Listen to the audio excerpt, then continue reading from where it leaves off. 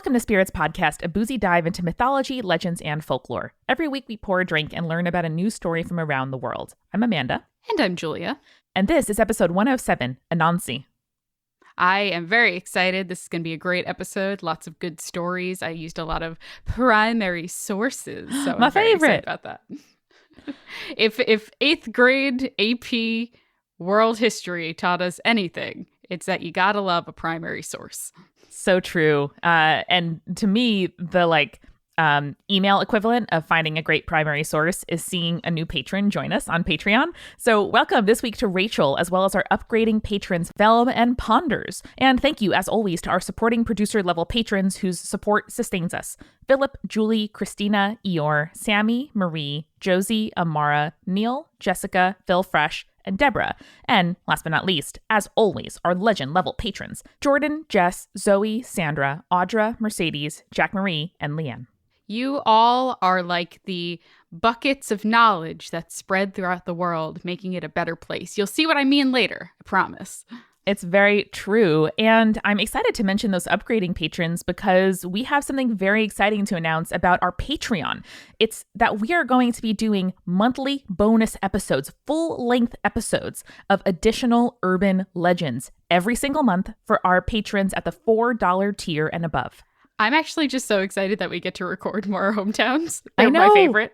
We love doing them so much. And in recording the most recent episode, we were like, wait, what if we could do this more often and share that with our supporters on Patreon as a thank you? And we were like, oh, damn, we can. Hey, wait, we're our own bosses. Wow. Wow.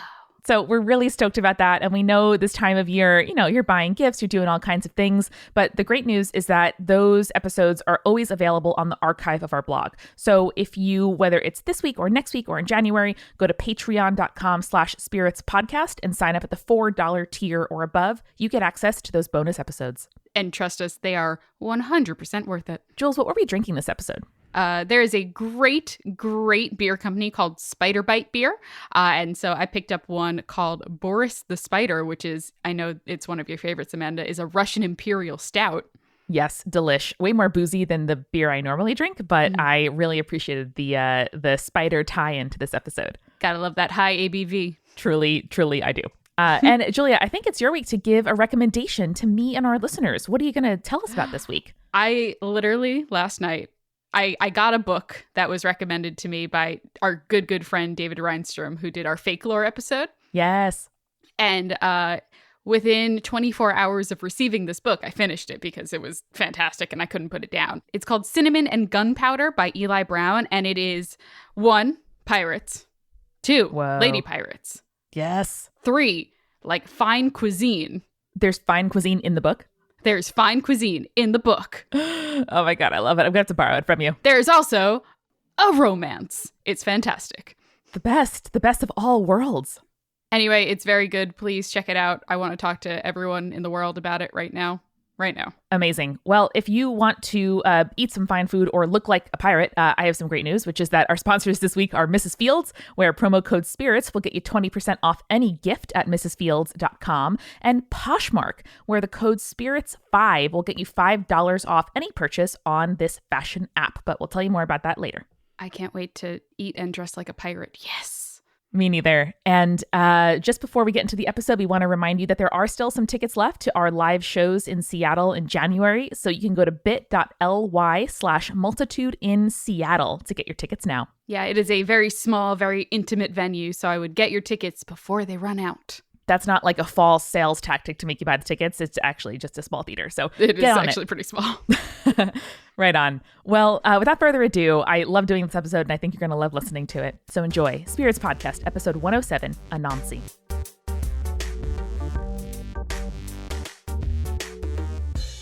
All right, Amanda, we're going to get straight into this episode. All right. Yeah. Oh, sure. Hi. Just digging right in because I love stories. You know I love stories. That's why we do this podcast, right? Yeah, 100 and some odd episodes and counting. So this week we're going to talk about Anansi, who is probably one of the most well-known folklore characters out of Africa. Ooh, that's very exciting. I don't know much about him. Tell me what you do know. I know he's a trickster god, or I'm not sure. I have heard of Anansi from Anansi Boys by Neil Gaiman, Spider Friend. Yes. And that's all I got. He's also in American Gods. Oh, Briefly, yeah. kind of as a supporting character. But that is true. So this topic was suggested by a lot of people, but shout out to listener Melissa, who was kind enough to kind of push for more African diaspora episodes. I'm very excited to hopefully dig in more to those. I want to say before we get started that if you have any personal experience with the stories of Anansi, please feel free to reach out and tell us about it. You can shoot us an email at spiritspodcast@gmail.com. I would love to revisit Anansi again because I absolutely don't think we're going to cover everything in this episode. But I do want to establish the basics at the very least. And if you want to reach out, if you have personal experience or grew up with Anansi stories, I would love to hear them. I'm sure Amanda would love to hear them as well. Oh, yeah. And a lot of the listeners who email us with urban legends will start their episodes by saying, I was so nervous to write in, or like, I really wanted to, but I didn't, and I had to psych myself up. Listen, we just want to read your stories. It's like the best thing in the world to wake up to people's emails telling us creepy shit. It's like the most wonderful thing. So please don't be worried. Don't think like, oh, I'm just a person. Just email us. We want to hear it. We are always delighted to see stories and emails in our inbox. Someone sent us a Nutella recipe today. It was very good. They did. Very and excited. people listen, Julia. People are emailing us photos of their cats and dogs. And it is the greatest thing. I think Spirits is the only place in the world where more email is in fact better. Yes, no, more email is better. We do not get stressed out by our inbox being full because we love it. We love it so much. Anyway, so if you have a favorite Anansi story, submit it. I would love to do maybe a roundup of listener submitted Anansi stories that we can like revisit, and it would be excellent. Yeah, that'd be awesome. Or if anyone knows like contemporary writers, poets, folklorists who might be writing and talking about Anansi stories, let us know. Yes, that would be great. So, stories originated from the Akan people of Ghana, specifically rooted in the Ashanti, though they later spread to areas in West and South Africa, as well as the Caribbean through the Atlantic slave trade. Right. The Akan are matrilineal. I just figured that was worth mentioning. It doesn't really have anything to do with the storyline. I just like when we do some research and I find a matrilineal society. You know what I'm here for, Julia, and it's matrilineal societies and their stories. Yeah, it always is. So the stories that they tell about their history and mythology are known as the Anansi, which translate literally to the spider stories. But they're also referred to as Nyankomsem, or the words of the sky god. That's like grand as fuck. I love it so much. Yeah, those are both real good terms. I'm very into it. So these stories were continued as an oral tradition and still are to this day, though there are versions of stories written down. You can find them online. You can find them in books. The key to all of these stories, the Anansi, is Anansi, which literally translates to spider in Akan. I do want to state that, as you pointed out, Amanda, Anansi is a trickster, but he is not a god, at least not in the Ashanti culture. So he is not a deity. He is not worshipped as a god. He is a folklore character. That's awesome, though, because that's like closer to humanity and human foibles, and human mistakes. To me, that's the kind of appeal of a trickster, is that they kind of ride this line between they can't solve all their own problems, but somehow things work out in the end often. So I kind of like that better. Yeah, absolutely. And Anansi is seen interacting with deities in the stories, but he himself is not one. So I kind of like that. It's like you said, they feel more human, similar to, I guess, the Greek gods, who are gods, but they make many human mistakes. So Anansi is, as I mentioned in these stories, a literal spider, but is often interpreted or depicted as human with spider elements, such as 8 legs, or like what's the thing called in the back? Like a spinner, or the weird spider stinger. butt, Amanda. Yeah, weird spider butt. Got it. Wait, there's the head, there's the thorax, and then thorax. That was the word I was part. thinking of. Okay, cool. Thorax was the word I was thinking of. Thank you, Amanda. Spider butt thorax. We got it. Anyway, he's also depicted as a spider with a human face, or just terrifying. a spider wearing human clothing. Adorable. Why is it adorable to have human clothes, but terrifying to have a human face? Why is that? I think I'm just thinking of my brother and me's hand dog and face cat is the worst thing I've ever beheld in my entire life. Yes, we are absolutely team hand dog. dog. But yes, somehow spider with like I'm picturing like a little sailor outfit or something. I don't know. I think that's so very cute. sweet. Yeah. Just like a little vest. Doesn't even have to be pants. He just has a little vest. Or actually, do we hear at all about the size of Anansi? Again, it depends on the story, because sometimes he is human-shaped and human-sized. Sometimes he is tiny, tiny spider. Interesting. Probably the most important story of Anansi is how the spider god obtained all of the stories from Neame, the sky god. Neame's name literally means he who knows and sees everything, and he was the god that created Kamunu, who is the first human. So I'm going to start the story off with a traditional Ashanti beginning of these stories. Here it is. We do not really mean what we are about to say is true. A story. Let it come, let it go. Wow. That's beautiful. I love a kind of like setting of the story and like the ritual of storytelling quite a bit. Yeah. And it kind of absolves you from wondering, like I often do during a movie or a story, like, okay, well, is this literally possible? Is this literally true? Did this actually happen? And kind of opening your mind to different kinds of, data and different kinds of truth. Yeah. Let it come, let it go. Wow. Once there were no stories, for Neame had them all. Anansi approached the sky god asking to buy the stories from Neame and how much they would cost.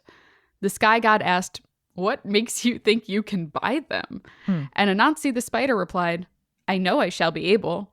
Neame scoffed at that, replying, "Great and powerful towns like Kokofu and Bekwai have come, and they were unable to purchase them, and yet you, who are but a masterless man, you say you will be able?"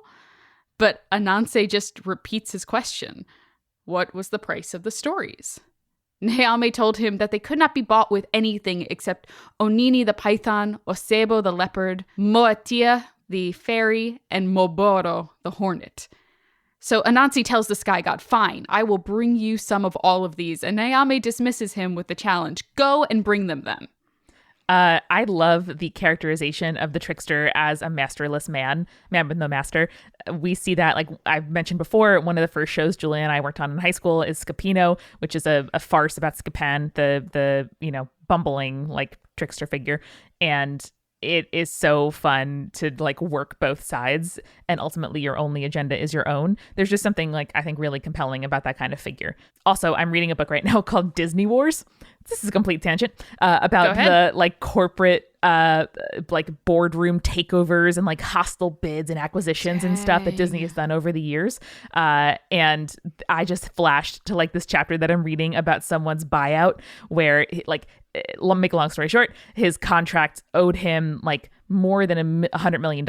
And his boss was like, no, I hate you now. You can't have that. And he was like, "You're going to give it to me. You're going to give it to me. You're going to give it to me."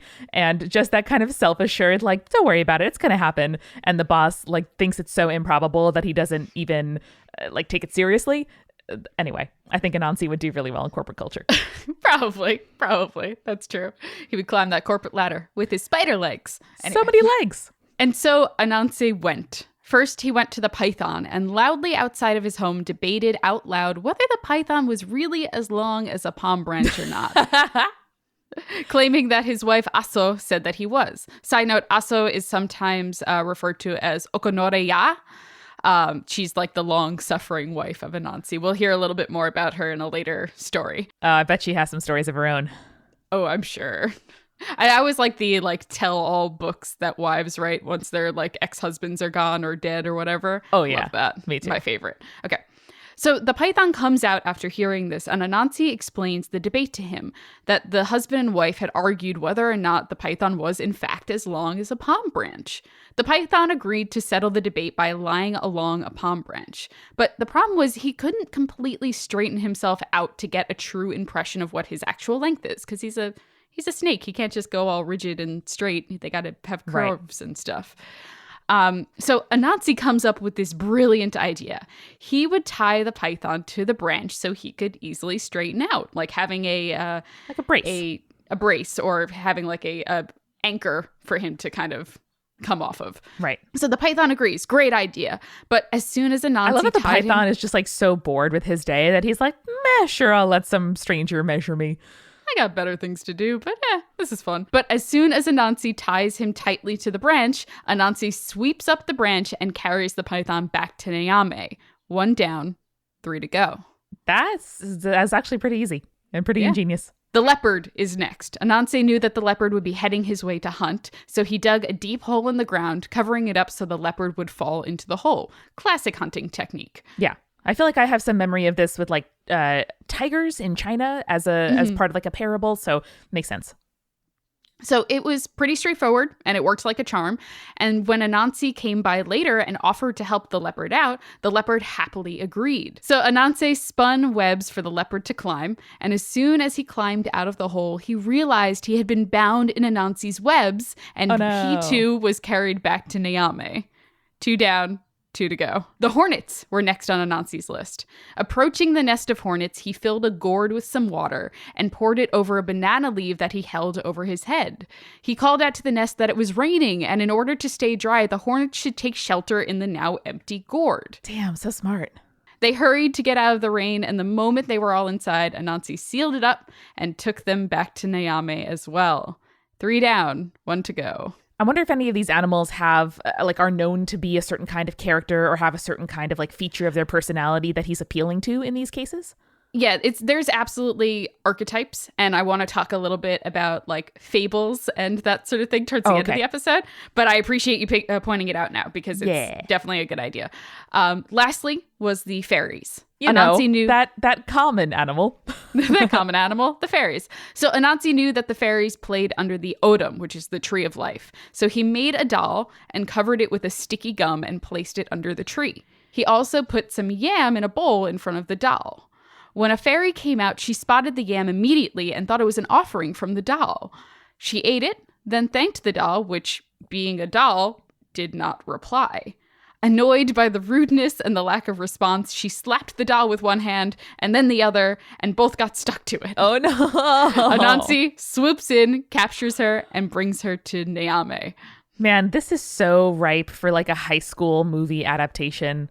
Like, imagine 10 Things I Hate About You style Anansi fables adapted to high school. Like, imagine like slapping someone and your hand just sticks to their face because they put on like some kind of like makeup primer, and you're just like, oh no, it's stuck.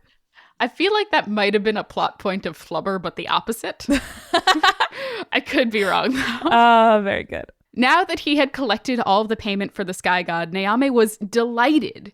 He said, Anansi, from today and going on forever, I present my sky god stories to you. My blessing, my blessing, my blessing. I mean, that's pretty gracious of him.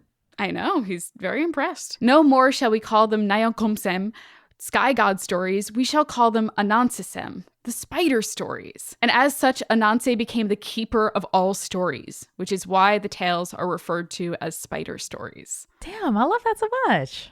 I love it. I think it's such an interesting and like it's a formulaic thing. Like we saw something very similar when we looked at Psyche's trials in the story of Psyche and Eros, or we see this kind of, oh, you must do these 5 tasks in order to get the prize that you want. Yeah, or like any, like World of Warcraft, or like any video game where you have to like get a key to unlock a chest, but to get the key, you have to like gather 10 berries and whatever it might be. I love that 10 berry to get a key arc.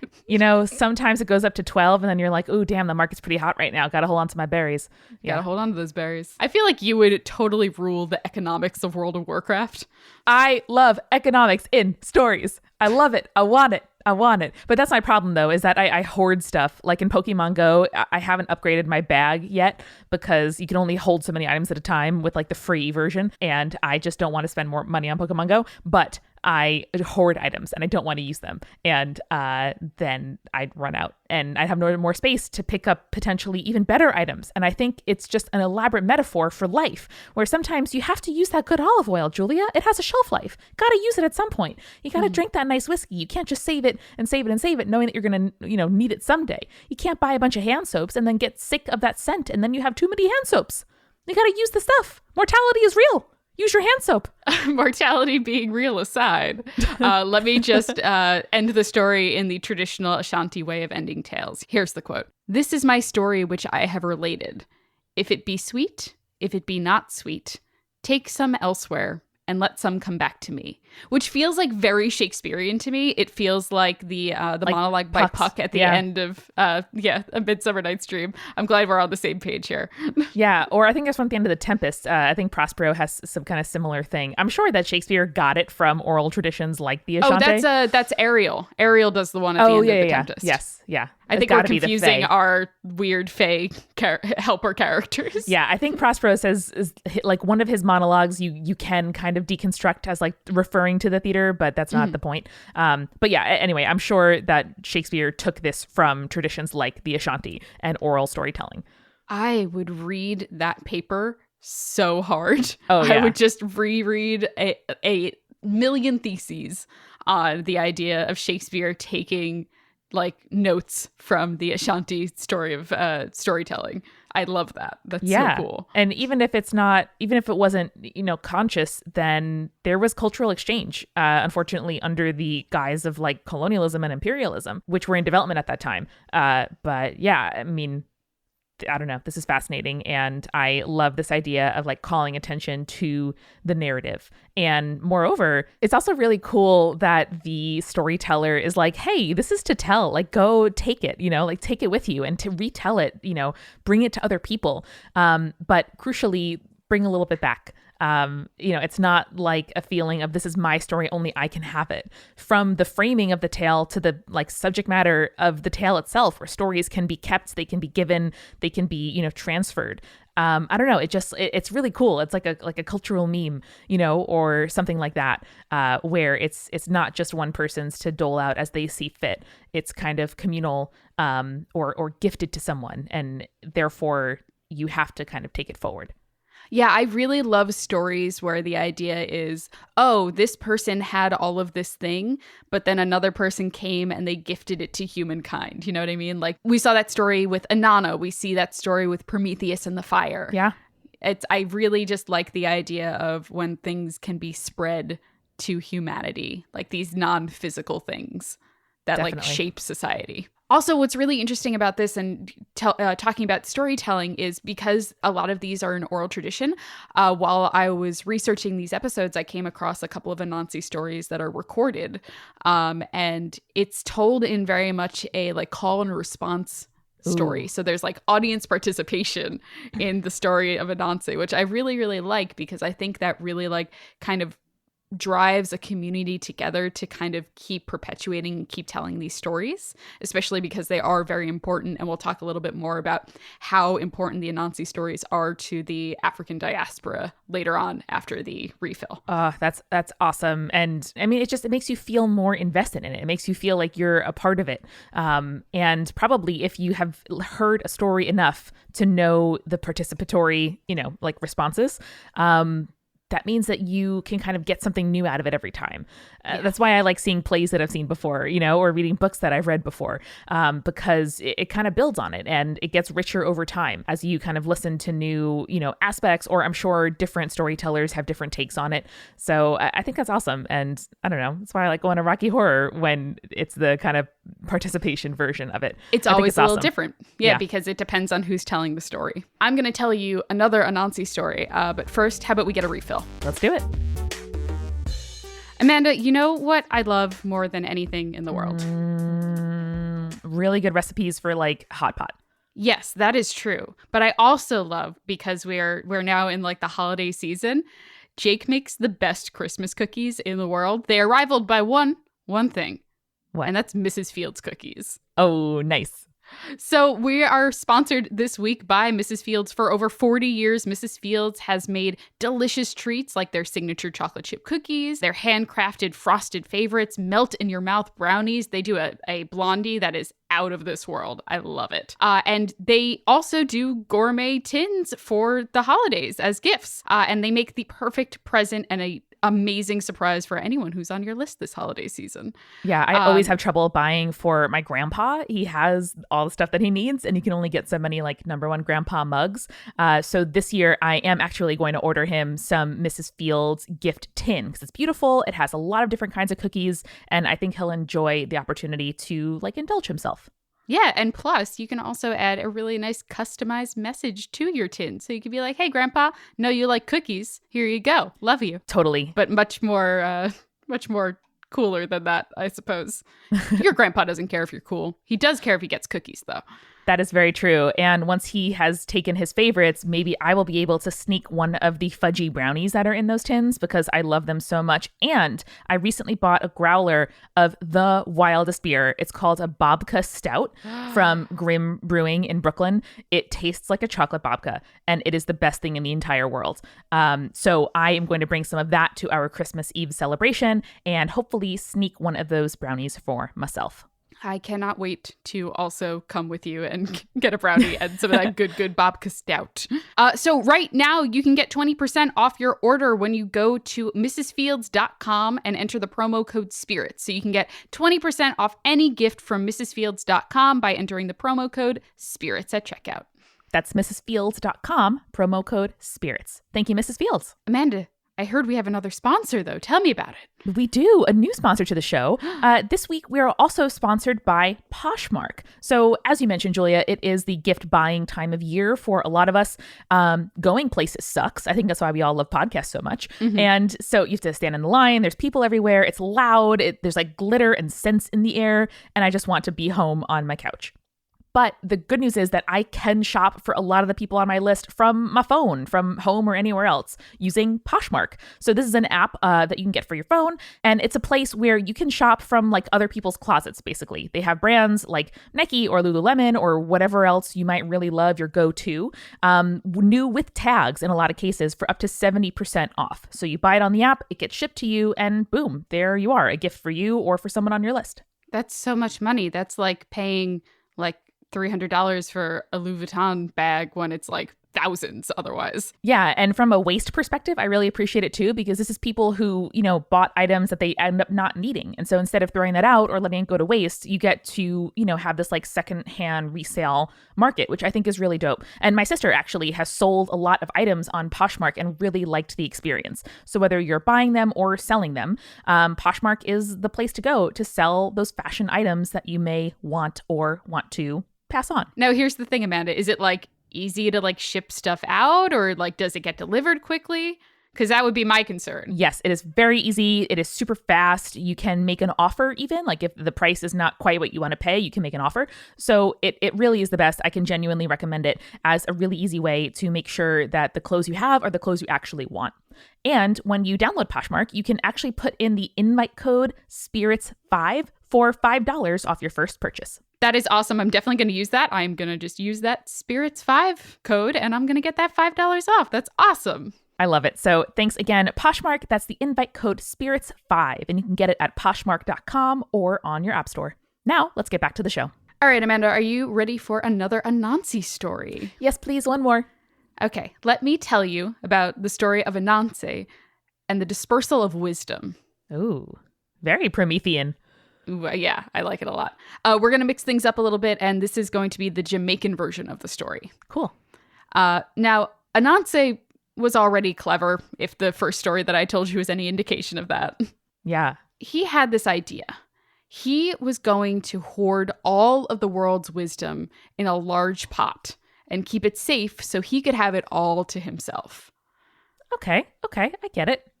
But the problem was, even though the pot was sealed, Anansi worried. Was it secure? Was it safe enough? Was someone going to steal the wisdom from him? So he decides he is going to find the biggest tree. Not even just the biggest tree, the biggest and the thorniest tree out there. I mean, that's logical. Yeah, and he is going to put this pot on the tippy top of that tree so no one can get to it. Anansi, he goes into the forest, he goes into the jungle, he goes into the desert, depending on where and who's telling the story. Sure. And he finds that tree, and he decides he's going to climb up it with the pot and put it up there. But the problem is, the pot is too big for him to carry and also climb the tree. So what Anansi does is, okay, I'm going to tie this pot to the front of my body and I'm going to climb up the tree. And he does that. Then you can't get grippy. Exactly. The pot is too big, so he isn't able to really reach and grab onto the tree. So each time he tries, he kind of slides down the tree, kind of like that scene in Mulan where all the guys are attempting to get the arrow that's on the top. Love that scene. Such a great scene. I recently rewatched Mulan on a plane, and I was just like, damn, this is the best movie ever. It's so good. Anyway, so keep sliding down. Every time he gets more and more frustrated. Now, without Anansi's knowledge, one of his sons, Ntakuma, had followed his father to the tree. He watched his father struggle from behind some bushes, I guess, or something like that.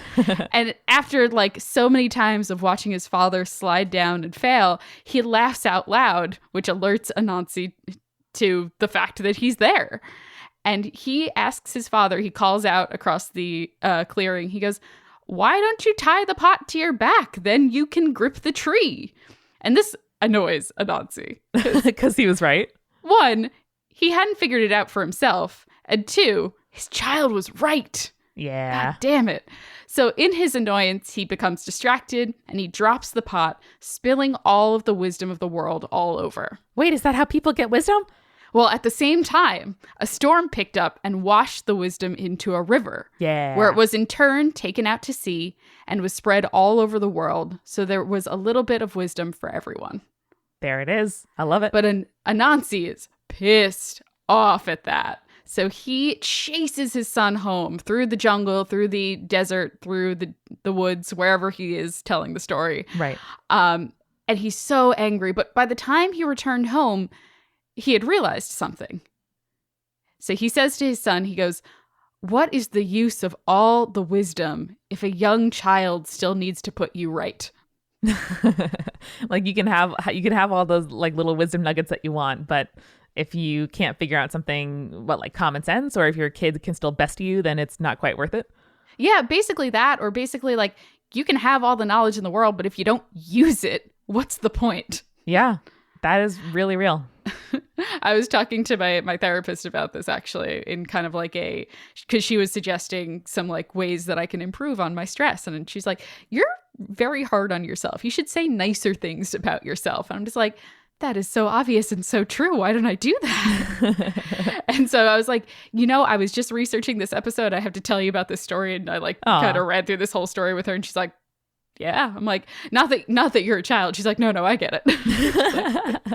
It's like, it's just sometimes you need someone to like point out the obvious to you and be like, why aren't you doing this? I'm like, why the fuck am I not doing that? That's absolutely right. Yeah. Oh man, that is so true. And one of the reasons why therapy is so great. Everybody should go to therapy. So great. And it's just like, sometimes you just need that outside perspective to tell you what to do, because sometimes your brain is a liar and sometimes your brain is like, you're not good. I'm like, I know I am. And they're like, oh, but do you really? Yeah, no, that's really true. And being able to, ask a trusted friend, a family member, a partner to be like, can you just please remind me that I'm not like the most horrible piece of shit to ever take up space on the earth, is very useful.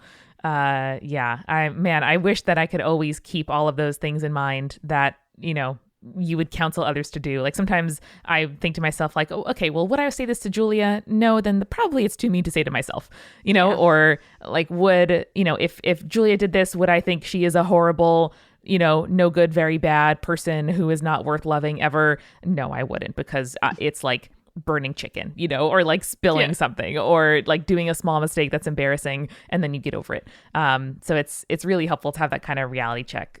For sure. Yeah, sometimes it's just about the little things, Yeah. Sometimes you just got to yell at your brain and be like, yeah, I messed up this one little thing, but there are worse things in the world. I'm not the worst. I know. I wish I could thank that voice and be like, thank you for making sure I don't become an asshole. However, we can dial it back a little bit. Like my allergies. Just a tiny bit. Like, thank you so much, immune system, for trying super hard to not make me sick. But we can let the puppos closer. We can turn it down a little bit. The gain is too high. We just want the pups, please. We just do want the pups. All right. So let's talk a little bit about Anansi in the New World and the Caribbean. In the New World, in the Caribbean, Anansi is celebrated as a symbol of resistance and survival, which is why his stories have persisted in enslaved populations. I am going to preface this section with the fact that obviously this is not my background or my lived experience. This theory that I'm going to kind of relate here is from a book called Black Culture and Consciousness, which explores the continuation and growth of Afro-American folk thought. It is a fascinating book. I highly recommend it. Please check it out if you can. I learned a lot from it, and I would love for our listeners to learn a lot from it too. That sounds great. Anyway, so Anansi's stories are popular among Afro-American slaves during that period because his stories are about how Anansi can turn the table on his oppressors and people in power by using tricks and cunning, which is a reflection of the desire to get the upper hand within the boundaries of their own enslavement. For sure. And kind of going back to what you were saying about Anansi being like super skilled in the boardroom, probably it's this idea that you can take what people are doing against you and use it to your advantage. Yeah, I totally see how that could be inspiring, especially in a situation where it seems like every single resource possible has been taken from you, except for your own like will and creativity. So the Anansi Sayam also provided a tie back to cultures they were stolen away from, giving the enslaved populations a sense of continuity in their culture. And also, according to the book, stories like Anansi's were important because enslaved Africans, quote, devoted the structure and message of their tales to the compulsions and needs of their present situation, which I think is just a great description of kind of the situation that a lot of these people were in. Yeah. Oof. So as such, we see a lot of different stories that were perpetuated in the Americas in different areas. Jamaica is a great example of this. Jamaican stories are well preserved because it had one of the largest group of Ashanti people that were brought to the America as slaves. So Anansi stories in Jamaica often come with a proverb, which comes from a story called Anansi and Bra Dead. I'm going to tell the story. It's a little bit long, but stick with me here because I think it's really worth it. The story is documented in a bunch of places, but this version that I'm reading is from a website called anansistories.com. Oh, how helpful. Thanks. Thank it's you. It's on the World Stories. Wide Web. Ooh. Ho, ho, ho. Okay. Once in a before time, Anansi was walking far into the bush. Soon he came across a house with a very, very, very old man sitting inside the mouth of the front door. The old man looked like skin and dry bones. Anansi gathered his courage and he said, "Good day, sir. I have been walking all morning and would love a cool drink of ice water." However, the man said nothing. Anansi, who thought the old man might be deaf, walked closer to the seated figure and repeated in a loud voice, "I said good morning, sir. May I have a drink of water?" Nevertheless, the old man said nothing. Anansi scratched his head and said, "Oh, you said to go inside the house and help myself?" The old man still said nothing to Anansi. Oh no, I have a bad feeling about this. Anansi walked past the old man and went into his house and not only helped himself to ice cold water, but as much food as he could eat. When he was finished eating, Anansi went outside to see the old man was sitting in the same spot by the door. Anansi thanked him for his hospitality and returned home. The next day, Anansi went to the house of the old man and again ate his fill. Still, the old man said nothing to Anansi. Oh no. On the third day, Anansi the spider brought his eldest daughter to the old man's house.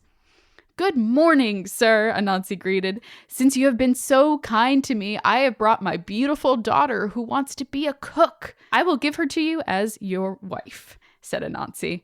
And then he turned to his daughter. "Here is a wedding ring. Now go into the house and make your father a nice plate of food." The old man still said nothing. The next day, Anansi got up early. He headed to the old man's house. The old man had not moved and was still sitting by the door. Anansi said good morning and entered the house. He called for his daughter, but she did not answer. He knew that she liked hide and seek, so he looked in every closet. He then checked under the bed. Although he knew it was a dangerous hiding spot, he looked in the icebox, but he could not find her. Anansi searched over the house, but he was not able to find his daughter. He thought of one place he had not looked. "I know where she is. She is hiding in the oven," he said as he opened the door to the stove's oven.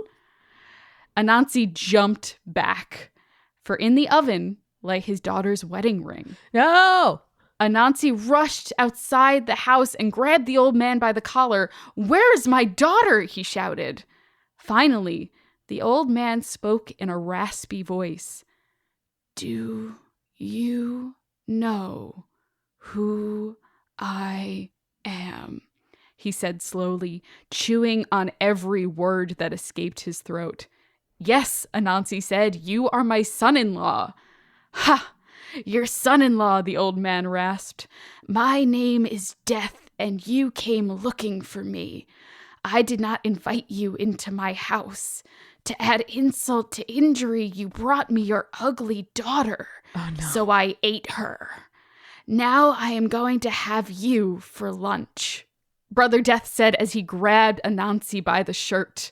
Anansi tore the buttons of his shirt, slipped out of it, and ran for his life. He ran as fast as he could in the belief that he could easily outdistance himself from an old man like Brother Death. However, wherever Anansi turned, Death was right behind him. Oh, no. Finally, out of desperation, Anansi lunged for a tree limb and climbed as high as he could. To his surprise, Brother Death did not follow Anansi up the tree. Death could not climb. Brother Death picked up a rock, an old shoe, anything he could find, and threw them at Anansi. They all missed. Brother Death could not throw either. He soon ran out of things to throw. Therefore, he ran around the tree in search of any missile. Once he took his eyes off Anansi, the frightened spider jumped off the tree and bolted for his home. As he neared his house, Anansi shouted to his wife, "Aso, grab the children and climb up to the ceiling. Death is after me." "What did you say, Anansi?" his wife asked. "I said, grab the children and climb up to the ceiling," Anansi cried. "You said do what with the potato peelings?" his wife asked. "I said, oh, never mind," Anansi cried in frustration. He quickly rushed into his house, grabbed his wife and children, and climbed up into the ceiling with them. "Grab hold of a wooden beam and hold tight," he shouted. As Brother Death rushed into the door, Anansi and his family were safely clinging to the beam in the ceiling. Brother Death calmly picked up a burlap bag, pulled up a chair, sat down under the dangling spider family, and crossed his legs. Oh my God. Half an hour passed, and Anansi's youngest son said to his father, "Oh, Papa, my hands are hurting me. I can't hold on any longer." "Hold on, son, for if you fall, Death is going to get you," Anansi told his child. However, the boy could not hold on any longer. Therefore, he fell. Death caught the boy and opened the burlap bag. "It is your father I want, not you." Then he placed the child into the burlap bag. Soon, another of Anansi's daughters cried out to her father, "Papa, please, my hands are tired. I'm going to fall." "Fall and Death is going to get you," Anansi answered. His daughter fell, and Death placed her in the burlap bag with her brother. "I don't want you. I want your father," said Death. Soon Anansi's other daughter and son fell. So did his wife Aso. Finally, Anansi's own hands became tired. First, the left hand froze and lost its grip. However, Anansi held on with only his right hand. He exercised the frozen left hand in the hope of using it to relieve the right hand. Anansi's mind began to race. "Brother Death," he called, "I am so fat from eating all of your food that if I fall, I will just splatter into pieces. There will not be enough of me left to go into that bag. You will only have enough meat to make spider burgers. However, if I go into the kitchen, you will find a full barrel of flour. Get the barrel and set it under me so that the flour will cushion the fall. I won't splatter, I'll just be battered." Death exhaled, rubbing his chin and smiling, showing all of his 37 and a half teeth. That's a great detail. I like that. That's very good. "Fried spider for dinner, huh? Or maybe I can make a delicious spicy jerk spider with Anansi and his family." Anansi figured that the flour barrel would be so heavy it would take 4 men to lift. This would give him time to escape. After Brother Death went into the kitchen, Anansi was about to let go and drop from the ceiling. However, in a flash, Death was back under Anansi with the flour barrel. Anansi had underestimated Brother Death's strength. As Brother Death wobbled the barrel from side to side, he bent over the barrel to make sure everything was exactly under Anansi. The cunning spider dropped to the top of the old man's head, dunking his face in the flour. The flour bath temporarily blinded Death. Anansi jumped off Death's head, released his family, and they ran for their lives. Death has never caught Anansi the spider. That is why there are the Anansi stories to this day. When you see spider webs on the ceiling, it belongs to Anansi. He's still trying to get away from death. Wow. What a way to explain spider webs. That's amazing. It's so Also, good. I love that his wife mishearing him and thinking that he said potato peelings had no impact on the story. It was just like a delicious detail. It's just like we want to make fun of the wife detail. Oh, that's very good. So in Jamaican stories, they refer to Anansi as Kwaku. Not in that story, but obviously it was a translation. The proverb that comes out of the story is, if you catch Kwaku, you catch him shut, meaning the target of revenge and destruction, even killing, will be anyone close to the intended, such as loved ones and family members, as we saw with Anansi and his family. Wow. So interestingly, from my research, I found that a lot of the Anansi stories are directed towards children. But when I thought a little bit more about that, I realized, because these are basically the same thing as the fables that we grew up with. I mean, we grew up with Aesop's fables. They're designed to teach lessons using characters that are representative of a value or a moral. So I kind of want to end this episode with that, how stories keep cultures alive and preserve the values of a society, and how we can kind of adapt these into our own lives. Yeah. What are your thoughts? I think that absolutely this is kind of one of those situations where these stories are told in order to teach a society a lesson. And obviously those lessons are usually taught when we're children. But I think that sometimes it's important for us to kind of be reminded of these stories, because I think that we lose the values as we kind of grow older and we kind of don't incorporate those into our lives as much anymore. Yeah. And like we were talking about earlier, it's one thing to know something in your brain and it's another to apply it to your life. Yeah. And I feel that way every time I like prove out one of those lessons or aphorisms to be true, right? Like slow and steady wins the race, for example, is one that my parents repeated a lot from The Tortoise and the Hare, which is, our version of one of those that we in particular grew up with. Interesting story. Just a sidebar. The Tortoise and the Hare was originally a story about how death was introduced into the world. Oh, really? So the concept being the human's immortality was tied to the hare. The tortoise was tied to mortality. And so they were raced and they wanted the humans to be immortal. So they were given that opportunity by putting it on the hare. They're like, we're going to just make this as easy as possible for the hare to win. And so they send them off and then the hare ends up losing. The tortoise wins. That's why we're mortal. I love that. Wow. Anyway, sorry, sidebar on that. That's really fascinating. Yeah, like I know that, and I was taught that as a kid, and I rolled my eyes when my mom said it. I was like, yeah, Mom, I know. And yet, every time that I want results faster than I'm getting them, that still happens to me. Just knowing it doesn't mean that I don't still experience the thing that the story is warning against. Or my dad is the child of a brick mason and grew up working carpentry and bricklaying. And so when my parents said to me, measure twice, cut once, they really, really meant it. And that is a thing that they'll still text me to this day. Meaning if you're cutting materials, literally measure it 2 times so you make sure you're cutting the right cut, because you can't undo it once you do it. And that is true whether it's like deciding to leave a job or, doing a recipe, like whatever it might be. Just do a little bit more checking, like do 2 mic checks instead of 1, just to make sure that everything's okay before you do something that you can't undo. Yeah, be sure of a thing before you do it. Exactly. And yeah, I definitely, have that in my head. It's something that you can return to, and something that, especially in those moments where you need guidance, right? Which is often what these stories are telling you about. Like in a moment of crisis, do you resort to strength or confrontation, or do you try to be creative and use a little trickery, use a little Anansi?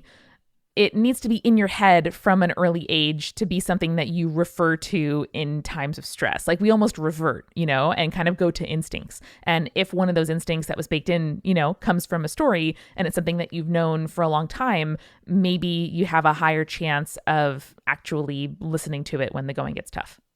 Interesting that you bring up instinct, because I feel as though these kind of fables and these Anansi stories are kind of designed for someone to inherently forgo that instinct. Oh yeah. You know what I mean? Yeah. So these are these are taught lessons. And so when we're talking about a fable that's trying to teach you something, it goes against the human instinct of whatever it is, because like the argument would be, we're more than just our instincts. We are more than just like our base human desires and stuff like that. So teaching these morals as a young age kind of establishes, okay, well, you might want to hit this person. You might want to, chase your son across the desert when you're mad at him. Or grab the python by the tail or whatever. Right. But you should think about how that might not be a good option. And actually, if you think about it, much like Anansi did, you'll find that that's not the case. You shouldn't do that, because there are other options for you. That's really true. And now I'm thinking about what kinds of fables we're going to tell our respective kids. And if when they grow up, they're like, wait, our moms were kind of fucked up. And we'll be like, yeah, that was the point. Yeah, we're weird.